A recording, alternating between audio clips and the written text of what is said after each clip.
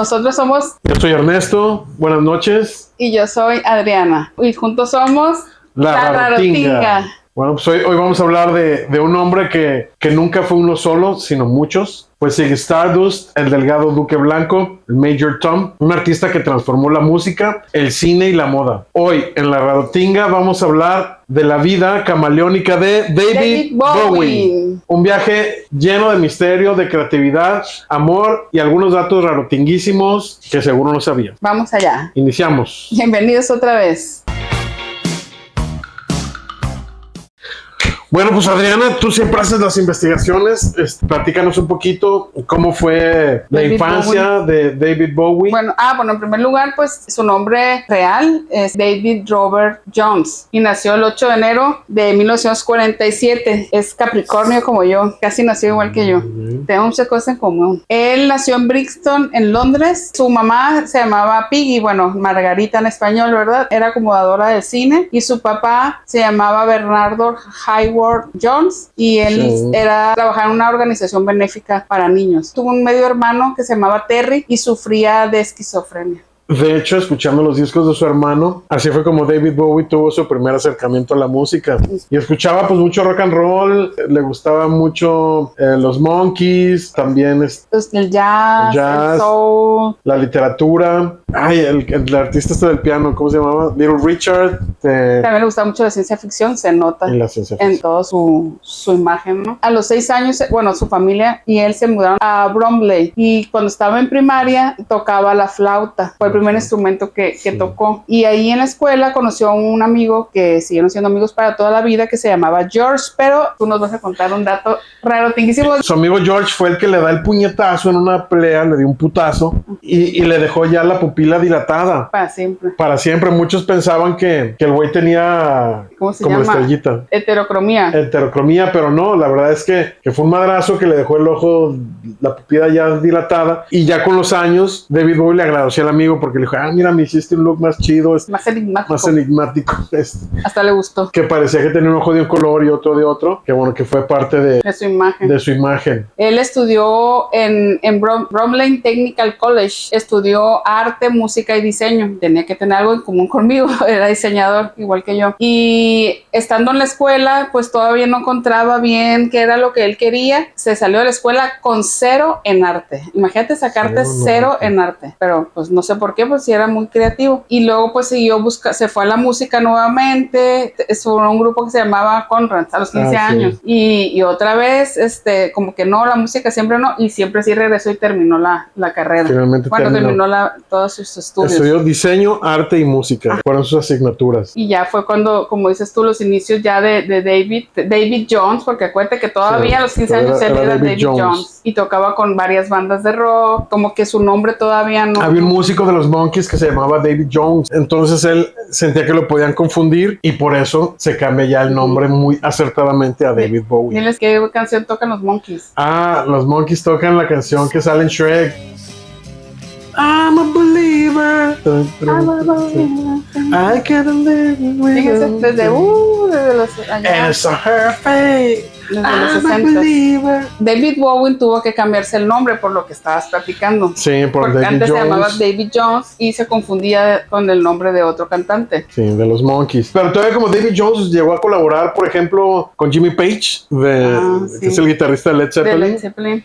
Por ahí tienen una canción que se llama Take My Tip. De hecho está en los créditos por los dos. Hay por ahí una historia muy buena de David Bowie y de Jimmy Page. De que, bueno, no sé si ustedes sepan, pero ¿se pudieron imaginar a Led Zeppelin con David Bowie? Casi pudo haber pasado. Pero resulta que en una de esas, David Bowie invitó a Jimmy Page a su casa. Andaban enfiestados ahí en un loquerón en una fiesta. Y a Jimmy Page le gustaba mucho el ocultismo. No sé si recuerdan en Led Zeppelin. Pues él era fan de todas esas. Por eso le dicen hasta sus majestades satánicas a Led Zeppelin. La verdad es que no eran tan satánicos, más bien era ocultismo. Pero en una de esas, en la fiesta, empezó Jimmy Page a platicarle a David Bowie del ocultismo y de la magia. Y de la magia oscura Y en eso empezaron a parpadear las luces en casa de David Bowie. No, pues se puso un friqueadón el David Bowie que me estaba corriendo. Le dije, vas a mi casa, cabrón. Y pues el Jimmy Page dijo, no mames, qué pedo. Te vas por la ventana, cabrón, ni siquiera por la puerta. Órale, bríncale, cabrón. Tengo miedo. Y así lo corrió de su casa. Y ya, pues desde esa vez no se volvieron a hablar. Después hasta dicen que David Bowie tuvo que hacerle una limpia a su casa y poner campanas y la exorcizó y todo para irse de las vibras de Jimmy Page. ¿Quién sabe qué le habrá visto a Jimmy Page? Sus majestades oscuras que lo asustó. Tengo miedo en este momento. Pero bueno, esa es la historia. Y por eso, pues bueno, David Bowie nunca pudo llegar a Led Zeppelin. Y de hecho también a David Bowie, fíjate, en ese tiempo dice que odiaba su voz, que a él no le gustaba. Pero nadie quería cantar sus canciones, entonces... Ajá, y que nadie quería cantar sus canciones, total que pues acabó cantándola. Y con el tiempo tuvo un estilo muy propio. Pero como que él era muy tímido, al parecer, parece que no, ¿verdad? Pero sí era una personalidad como que le costaba trabajo aceptarse. Y para poder subir al escenario, pues optó por disfrazarse. Inventó personajes así. La primera vez que se disfrazó todavía era de David Jones, pero se disfrazó de Robin Hood. Imagínense, qué padre, ¿verdad? O sea, buscar, y así fue como él fue cambiando su imagen para subir al escenario. Y ya se cambió el nombre a David Bowie por el cuchillo Bowie. Eso es lo que está. Se inspiró en el cuchillo Bowie, que era un personaje, que sé por qué le gustó así, y se quedó David Bowie. Y así sacó su primer disco. De hecho, ya su primer disco se llamó, como él, fue un disco homónimo que se llamó David Bowie. Sin mucho éxito, la verdad. Realmente tuvo éxito hasta el segundo disco. Pero antes de que todavía hiciera el segundo disco y todo, en el 67, se fue ahora sí ya, se fue se quiso ser monje budista en una de sus dudas de si la haré, no la haré. Estaba muy de moda, los Beatles se habían ido, entonces él también se fue ahí de monje budista un rato, pero ya nomás estuvo un par de meses y ya dijo, no, mejor sí regreso a la música. Regresó. De hecho, en ese año conoció a la que sería su primera esposa. Ajá, a la Angela Barnett, que era una actriz y modelo en esa época. Tenía así como un clan Bowie. Sí, como que siempre tuvo sus amigas muy novias, que tenían una hermana que trabajaba en una tienda de ropa. Pero eran sus amigas, novias, pero no formadas, o sea, sí y no, pero como que ellas fueron por muchas etapas de su vida y en una entrevista que vimos que luego les voy a dejar ahí la liga. Una está enamorada toda su vida de él. Sí, siempre estuvo, se le notaba así el enamoramiento, ¿verdad? Ya en los 80s hizo un grupo que se llamaba Tin Machine. Sí, ya después su grupo. Pero ese grupo como, a ver, cuéntanos. Hizo un grupo que duró 2 discos. Él ahí tocó un poquito más de guitarra. Sacaron 2 discos con Tin Machine también. Y en el 97, fíjate, ya hasta el 97. Vino a México. Fue cuando vino a México. Sacó en la gira del disco de Earthlight. Se presentó en el Foro Sol para más de 30,000 personas. La verdad que sí, le fue muy bien, estuvo muy padre. Y un fotógrafo mexicano que se llama Fernando Aceves le tomó fotos muy padres en las pirámides de Teotihuacán, en Bellas Artes, que él pidió ir a esos lugares para que le tomaran esas fotos. Y la verdad que están muy padres, muy padres. Sí, algunas salen ahí con los muralistas que están al país que fuera le gustaba vivir un poco la cultura, inmiscuirse para conectar tal vez mejor con el público. Pero bueno, antes de que nos cantes vamos platicando la discografía para que ya te animes a cantarlo. Sí.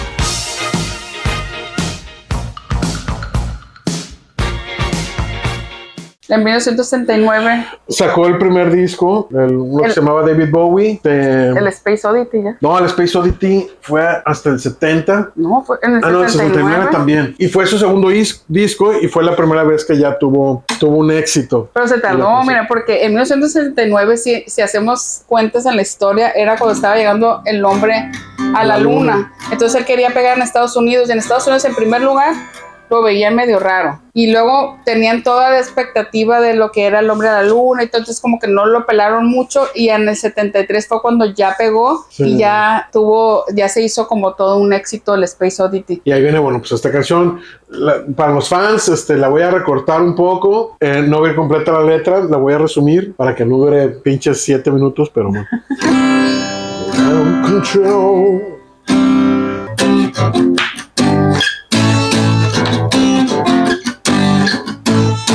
Bueno, pues este fue el primer éxito que tuvo David Bowie. Después tardó en tener éxito en Estados Unidos. De hecho, después de este disco, en el 1970, con una banda que se llamaba Hype, lanzó el Honky Dory en The Man Who Sold the World, y este disco tiene una historia muy buena. A ver, cuéntanos.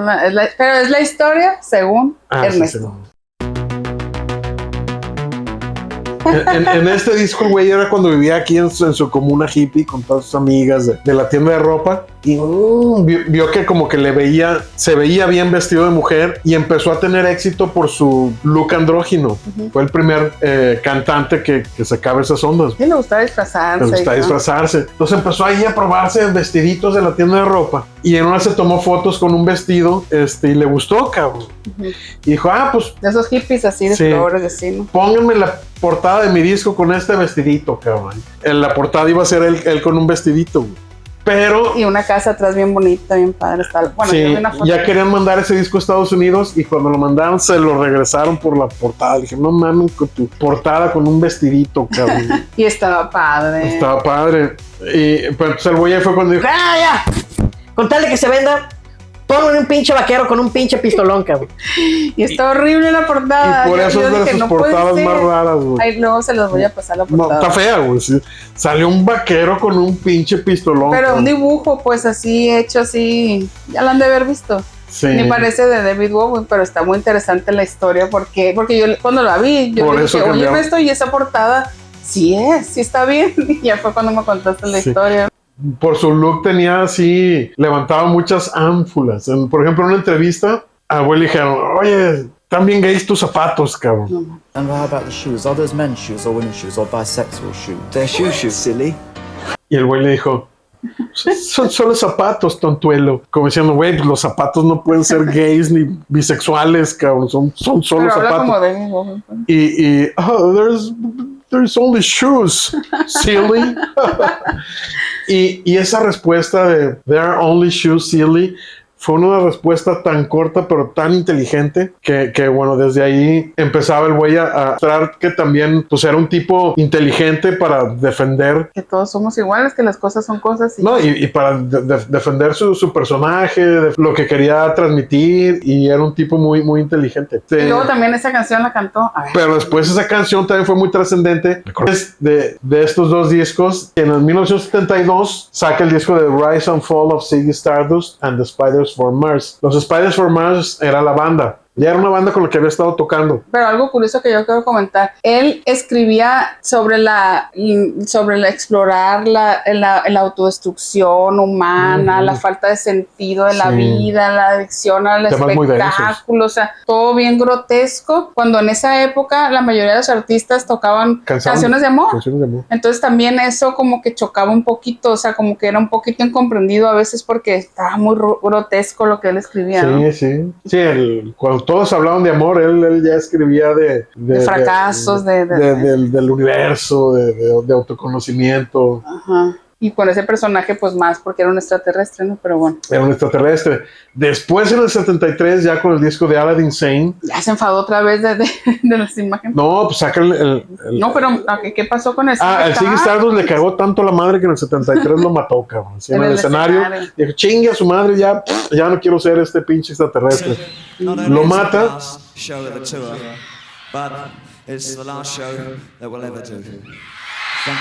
Y su siguiente personaje es el más icónico, que es en el disco de Aladdin Sane, el del rayito. Ese David Bowie fue muy chingón, pues se volvió ícono. Ajá. De hecho, el David Bowie del rayito, pues yo creo que es el ícono. Así como mis uñas. Sí, a ver tus uñas. Ay, qué chingonas. Me las pintó la Vanessa. Son Bowie Nails. Y bueno, en ese disco y el que siguió de Diamond Dogs, también del 74, fue una época muy rock and rollera y bluesera. Ahí, por ejemplo, en el disco de Aladdin Sane venía la rola de Jane Janey, la de... Vamos a verle. Que era un blues. Si se escucha bien, híjole, no podemos leer. Está bajito, pero pues... Ahí imagínense el que está. Lo voy a tocar lo más fuerte que pueda. Espero que sí les esté gustando.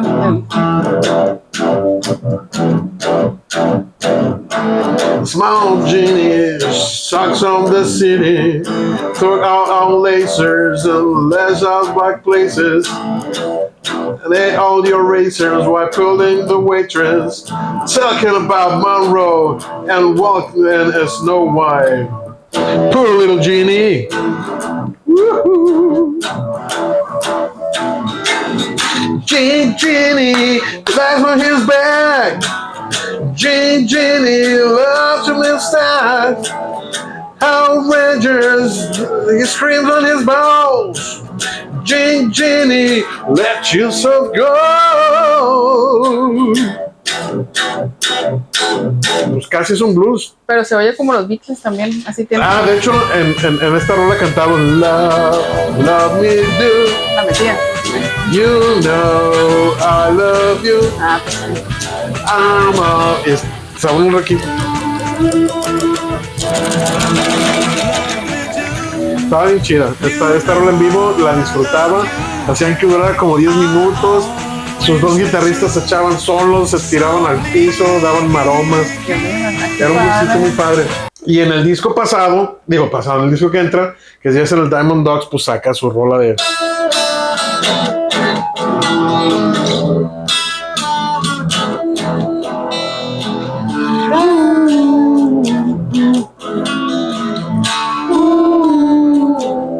Es Rebel Rebel. You got your mother in a whirl. She's not sure if you're boy or girl. Hey baby, your hair's alright. Hey baby, let's go out tonight. You like me and you like it all. We like dancing and we look divine. You love bands that when they're playing hard. You want more and you want it fast. They put you down and say I'm wrong. They track your thing, you put them on. Rebel, rebel, you're messing some, you're dressing some mess. Rebel, rebel, you turned your dress. Rebel, rebel, how could they know? Hot Trump, I love you so.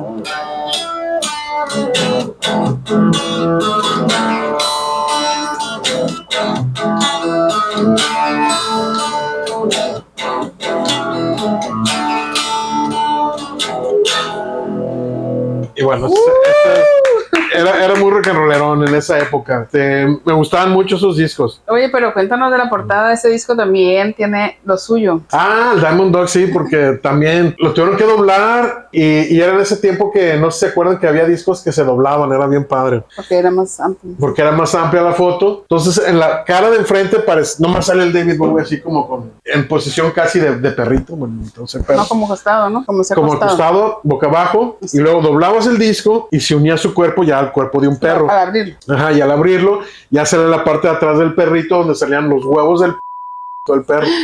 Pero tuvieron que difuminar los huevitos del perro porque se veía grotesco y ya salió el disco. Sí se veía que era la parte de atrás del perrito, pero ya no se notaban mucho las partes del perrito. Las partes privadas. Sí, las partes privadas del perrito. También, no lo censuraron tanto como el otro que tuvo que cambiar la portada por un vaquerito, pero sí como que en su tiempo ahí me lo andaban censurando. Le estaban regrese y regrese las portadas. Después ya sacó el Young Americans. Young Americans, Young Americans, oh, alright. Ahí el güey ya hizo su vibrato de marca registrada y es un vibratito muy especial porque tantito más que le hubiera dado y ya me andaba sonando casi el del... Al Juan Penas. Al Juan Penas, que era un personaje de Luis de Alba que estaba padrísimo que... Sé bien que estoy afuera. Y cantaba así. Reloj, no marques las horas.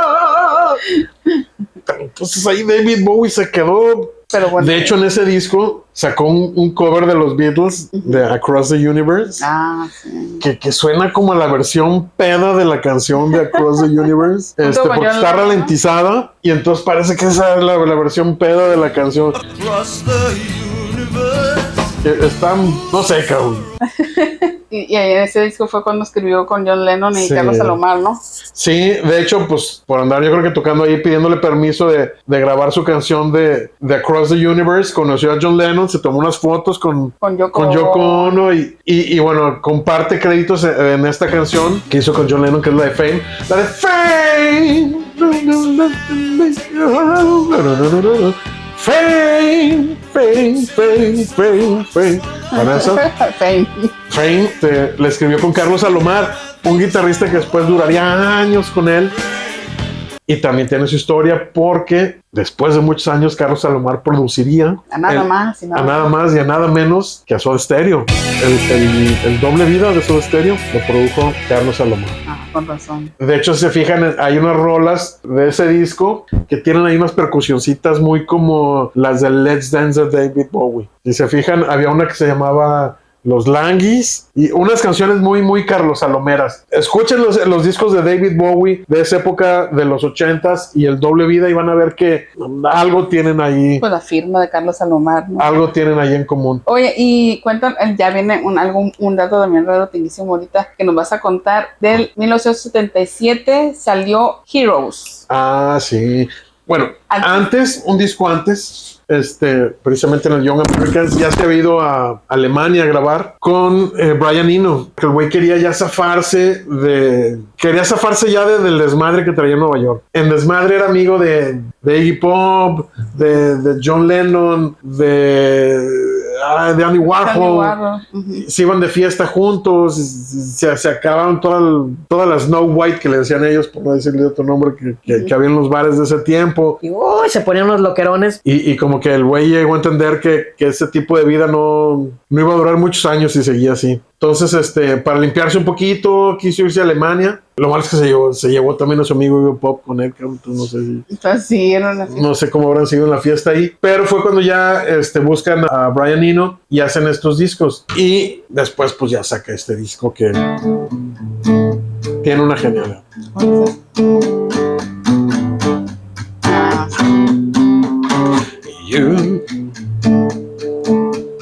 You could be me, and I drink all the time, 'cause we're lovers, that is a fact. Yes, we're lovers, that is that. And nothing will keep us together. We can be done forever and ever. We can be heroes just for one day.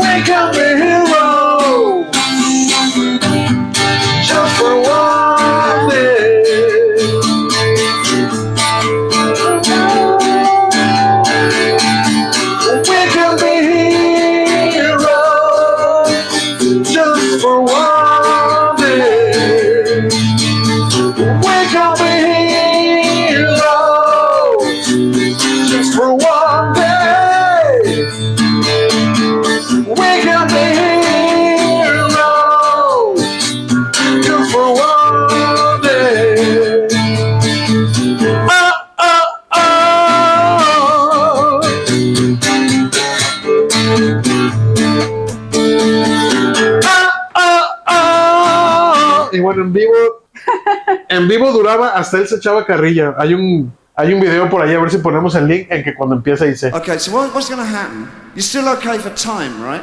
Well, this was my idea. So we're going to do another couple of songs, right? Then we take a very, very short break. And then we come back and do the Low album for you, if you want. You okay out there with that? Low? Thank God you know it. We could have been styling. And then we'll do some more songs after that, you know.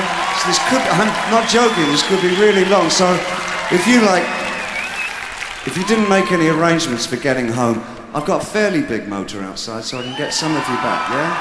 You know, like 2 or 3. Shut up, Bowie. Okay. Voy a cantar la versión completa de la canción, bueno, en inglés. Si tienen que hacer arreglos, pues háganlos. Quieren ir al baño. Pero habla como bueno, quieren ir al baño, quieren ir a su casa. Pueden ir porque claro, va a ser una versión muy larga. Vivo duraba como 8 minutos, 10 minutos. Y luego cotorrea con su bajista y le dice, ¿y qué es eso del... Oh, here's your daddy. ¿Qué es esa mierda del daddy? Y se callaba a sí mismo. Shut up, Bowie. Bueno, ya vamos a empezar.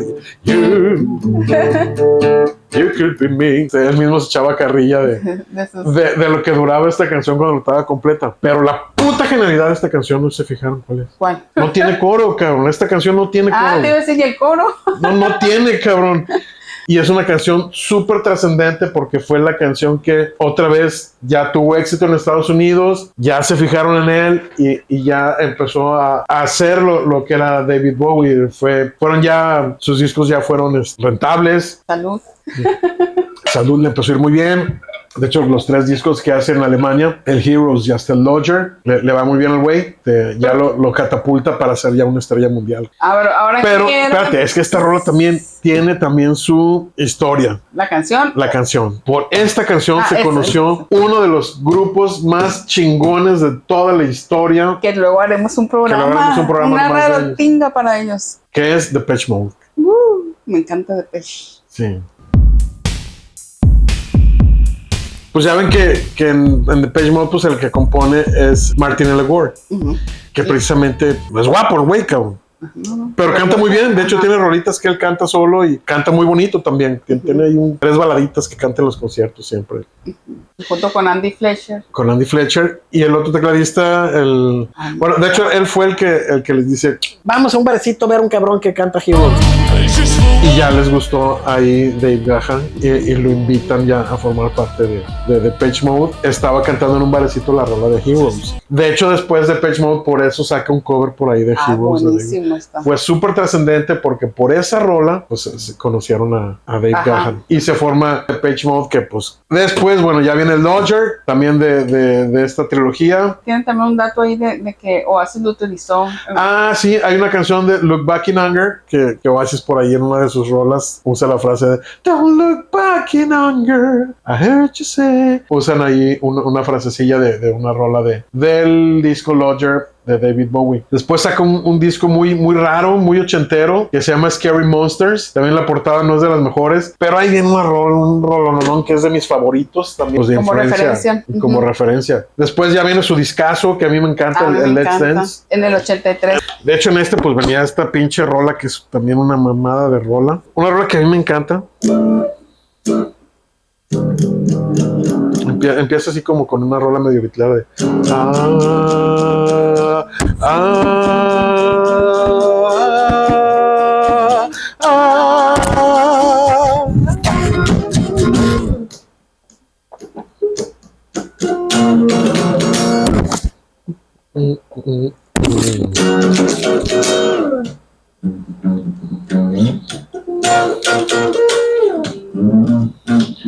Let's dance, put on your red shoes and dance the blues.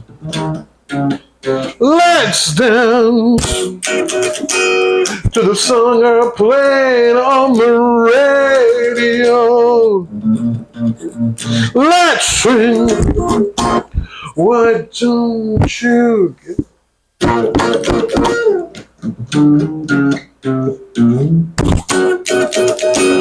to the song they play on the radio.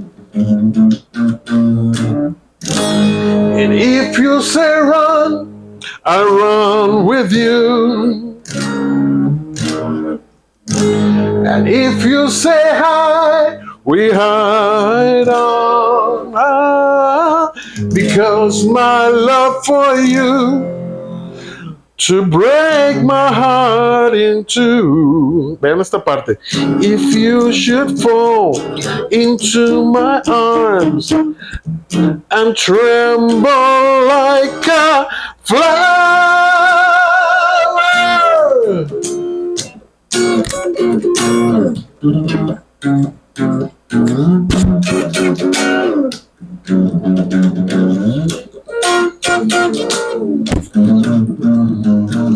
Qué puta belleza, qué pinches rolas tan chingonas. Ese disco de Let's Dance de David Bowie para mí fue ya su tope. De hecho sí, fue el disco que más vendió de él. Después también saca uno muy bueno que es el Tonight, ¿no? Que ahí viene la de Blue Jeans. Blue Jeans. También muy buen disco. Y luego ya se tardó muchos años, o sea, desde el 84 dejó así como muchos tiempos y que ya no hizo nada. Sí, no. Creo que se dedicó a su familia. Se dedicó a su familia, hizo su disco de Teen Machine, bueno, su grupo. De hecho sacó un disco, el Black Ties, White Noise. Entonces ahí se tardó como unos 10 años, fíjate, sacar ese disco. Tarda otros 10 años, y bueno, como otros 10 años, y hasta ahí ya saca el de The Next Day. Ah, sí. Que ahí, ese sí ya fue segundo lugar en Billboard. Y bueno, ya después, pues... Ya en el 2016. Ya hasta el 2016 saca el último disco. El Black Star, que fue pues su despedida. Lo sacó 2 días antes. 2 días antes de morir. Muy triste. Sí. Pero qué manera de despedirse, ¿no? O sea, qué artista que hasta su muerte hizo todo un acto artístico. Sacar su disco, sus videos, estaban bien freaky de esa época. Así, I'm a black star, I'm not against us. Estaban bien chidos. Es como el soundtrack de estar enfermo, el video de esa rola. Antes de morir, ¿no? De todo lo que... del dolor se ve ahí. Sí, el dolor. Sí, es cuando se pone así como unas... Sí, unas benditas. Vendas en la cara. Baila un telele, o sea, el güey pudo hacer una coreografía de lo que es que te dio un telele, güey.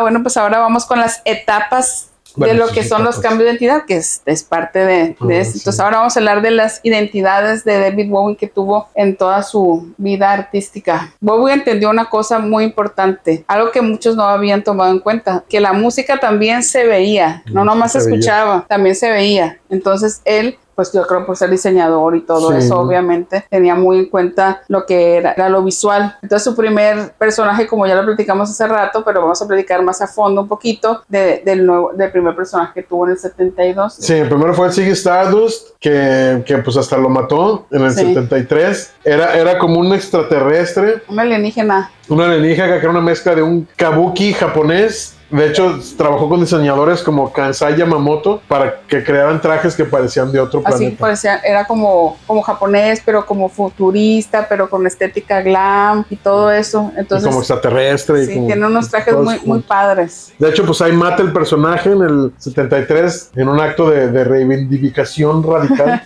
Y se volvió marca registrada. Y ahí ya sigue su personaje de Aladdin Sane, que es el personaje del rayo en el rostro. Fue el que empezó con toda la energía del glam. El glam... cabellos parados. El glam eran los cabellos parados, mucho maquillaje. Y bueno, pues acabó hasta en el glam metal. Hubo glam metal. Y también ahí tenía trajes muy interesantes también. Sí. Y luego ya en el 76 tuvo otro personaje, cambió ya. Sí, ese fue el Thin White Duke, el delgado duque blanco. Sí, ya que era todo un caballero todo inglés. Todo frío, elegante. Fue una época de sus épocas más oscuras en Los Ángeles, California. Después ya hizo el icono pop, que era muy parecido al White Duke, pero con trajes de colores. Trajes azules, verdes, amarillos, colores pastel. Y bueno, ya en los 2000 pues ya era como un miembro de una banda jungle, así de pelitos güeros, trajes muy padres, una chamarra increíble con la bandera de Inglaterra en la espalda. Esa chamarra me gusta mucho, precisamente de la gira que vino a México. Siempre estaba inventándose, siempre estaba reinventándose, ¿verdad? Sí. Y luego las colaboraciones con los artistas. A ver, pues la primera colaboración que tuvo fue después de Los Ángeles, fue cuando se fue a Berlín. Se fue a Berlín. Sabemos una historia ahí medio oscura, pero no nos gusta tanto. porque se fue huyendo de Los Ángeles. Sí. Yo creo que ya estaba viviendo demasiados excesos, entonces tuvo que ir, se lo llevaron. Yo creo que le debía lana a los dealers. Sí, pero aquí de ahí de Nueva York y de Los Ángeles, y se acabó yendo a Berlín para escaparse de todo eso. Y ya fue cuando se fue con el Iggy Pop. Que también le produjeron ahí sus discos a Iggy Pop, que fue el que más vendió. Let's for Life, Let's for Life. Digo, Lost for Life. Y luego ya colaboró con Freddie Mercury. Con Freddie Mercury hicieron la rola de Under Pressure, que ya hablamos de ella, también preciosa canción. Vayan a ver el video de Queen, ahí viene la historia de cómo hicieron la rola. De Under Pressure. Y luego también colaboró con Mick Jagger. Dancing in the Street también. Un video muy ochentero, muy comentado. También, bueno, produjo el disco de Lou Reed. Que hay muchas fotos ahí muy raras de David Bowie con Lou Reed. Con Mick Jagger. Y con Mick Jagger. Hizo un álbum que se llamaba Transformer. Sí, el de Lou Reed. Y luego ya en el 84 hizo una colaboración muy padre. Muy bonita con Tina Turner. Con Tina Turner, pues sí, grabaron una canción que precisamente habían hecho para Iggy Pop en su disco de Lost for Life. Pero se llama más padre con... Sí, con Tina Turner quedó como una balada ahí, bueno, de reggae. Muy bonita. Hicieron un comercial de la Pepsi en 1987. También Tina Turner y David Bowie. Él estaba así como que le estaba creando a una mujer perfecta, utilizando ingredientes secretos y la Pepsi, pues. Entonces decía así como que le estaba creando y ya salía la Tina Turner. Estaba muy padre. Sí, también ícono de los 80s. La Pepsi invertía mucho en esos anuncios bien padres. Sí, no, pues en uno de esos hasta le quemaron el pelo ahí a Michael Jackson en un comercial de Pepsi, pero esa es otra historia. Sí.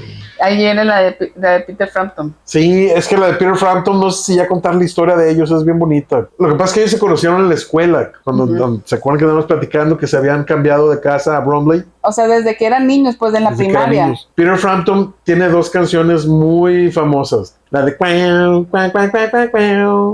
y también una balada muy famosa. Esa es la que más. Sí, porque luego le hicieron el reggae. ¿Te acuerdas? Era la de Vente de guitarrista. Y se lo llevó de guitarrista a una gira mundial. Imagínate que... O sea, el güey en esa época pudo haberse llevado a quien quisiera, cabrón. Pero le habló a su amigo Peter Frampton para que lo acompañara. Para que lo acompañara y se lo llevó de gira. Y hay toda una historia también. Pero eso ya quédense porque eso está bien padre. La vamos a contar más al ratito. Ah, bueno. Eso en los datos rarotinguísimos, sí. De película, hay un dato. Sí, de película. Podría salir en una película. Ándale. Y luego ya... No, ya después con Annie Lennox también vuelve a interpretar el tema de Under Pressure en el homenaje a Freddie Mercury. Obviamente, pues ya Freddie Mercury ya había muerto. Pero hace una versión con Annie Lennox de Under Pressure también increíble. Fue la mejor presentación de ese concierto, el homenaje a Freddie Mercury. Sí. Y nos falta su colaboración con los Pet Shop Boys. Ah, sí, está padre. A mí me encantan los Pet Shop Boys, la verdad. Ya cuando andaban en los 2000s, sacó una rola, no sé cuál, de Hello Space Boys, Hello Space Boys. Hello, Space Boy. Ah, bueno, pues en esa rola, Space Boy, you're sleeping now. Don't you wanna be free? Yes, I wanna be free. Ah, bueno, pues en esa rola los Pet Shop Boys cantan también toda un verso, o sea, una estrofa, y colabora con él para... Pero ya en un sonido eurodisco, así. En un sonido eurodisco para hacer la rola más bailable. Y pues el güey evolucionando, siempre evolucionó, el David Bowie.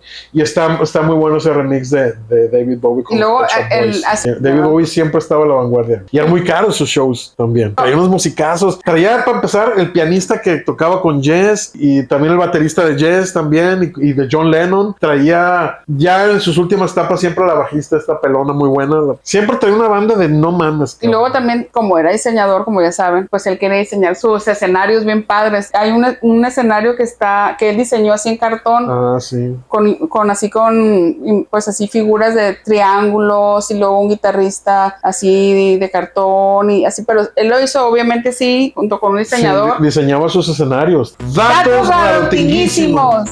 Ahorita en septiembre, el 15 de septiembre, el Día del Grito, aquí en México, van a abrir un museo de David Bowie en Inglaterra, donde van a estar presentando sus vestuarios originales. El escenario que les dije va a estar ahí, el diseño del escenario. Letritas que hacía con sus dibujitos, fotografías. ¿Cuántos van a ser? ¿Cuántos pisos? Eran 4 pisos, no me acuerdo. Ahorita te voy a decir, el museo se llama Victoria Alberto. Sí, el museo VA, que es Museo de Victoria y Alberto. Va a estar las chamarritas esas que te gustan. Ajá, va a estar. Se va a llamar Centro David Bowie. Un nuevo íntimo espacio de trabajo creativo construido alrededor de las colecciones más grandes del mundo dedicadas a la vida y obra de David Bowie. Quien ande por allá, vaya, le recomendamos mucho que vaya, es gratis. Váyanse inscribiendo, hay una página en la que te puedes ir escribiendo. Vienen las portadas de los discos.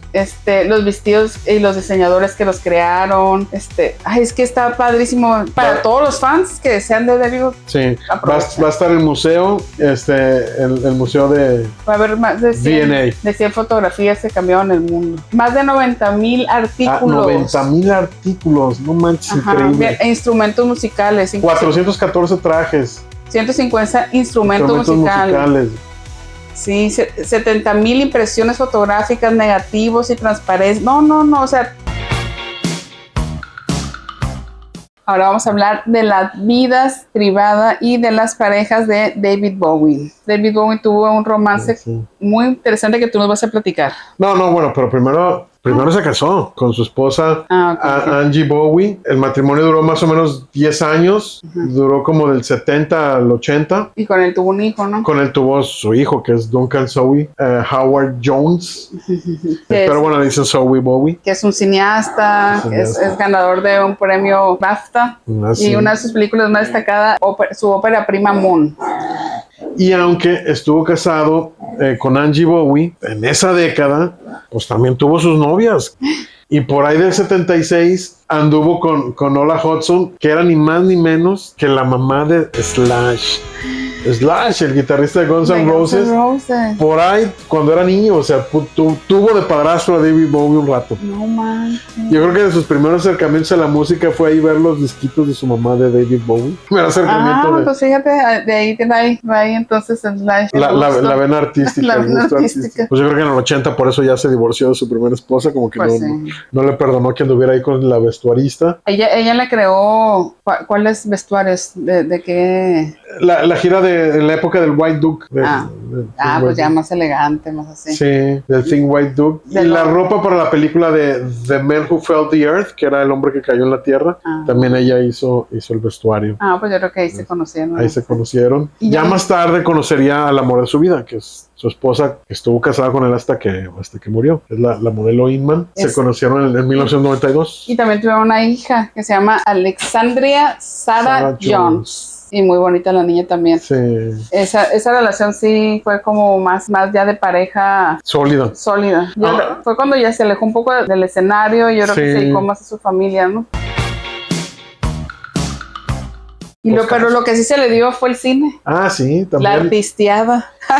Participó en más de 30 películas. Increíbles. Increíble. Bueno, pero no vamos a decir todas las películas. No vamos a decir las más importantes. Las más destacadas. Pues bueno, empezamos con la de The Man Who Fell the Earth, que fue donde le hicieron su vestuario ahí la mamá de Slash. De un extraterrestre, ¿no? Era la película. Un extraterrestre que llegó a la Tierra en busca de agua para su planeta. Pues sí había mucha agua en nuestro planeta. Luego Labyrinth.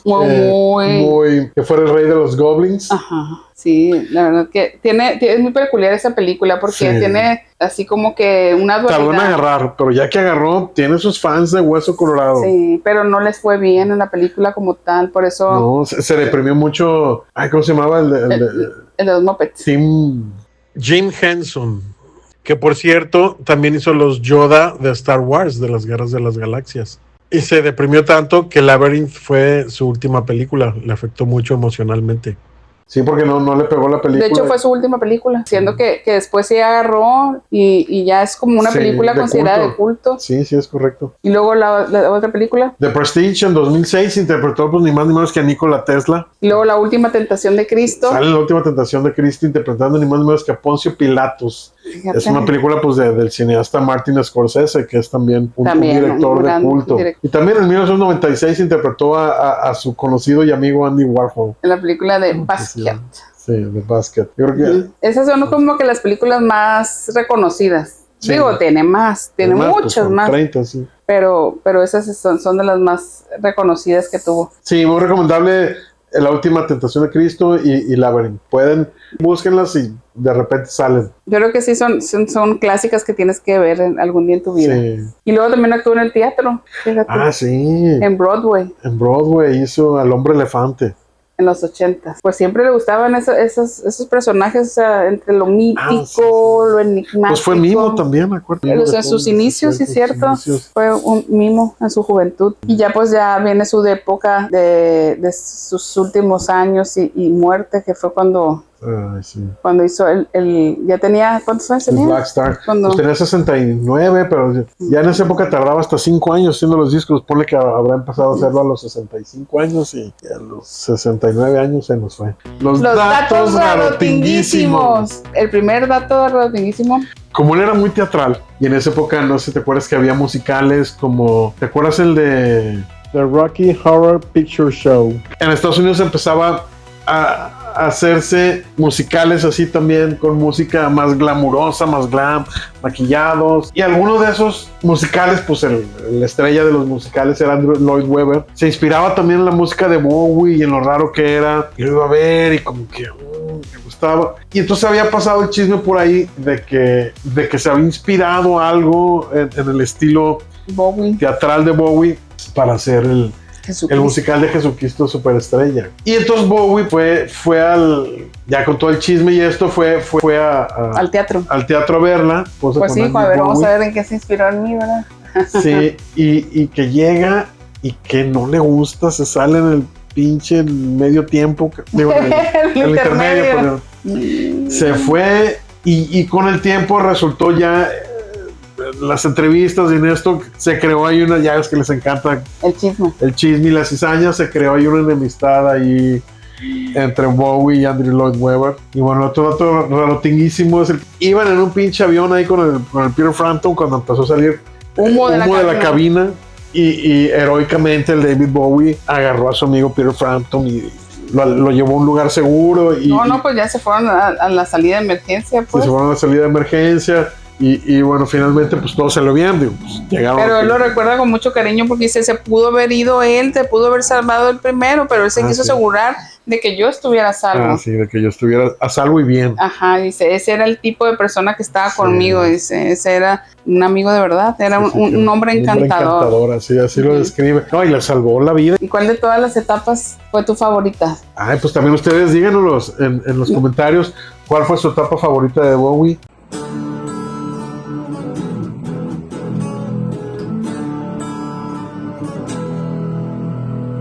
Hasta luego, muchas gracias por habernos acompañado. Nos vemos la próxima.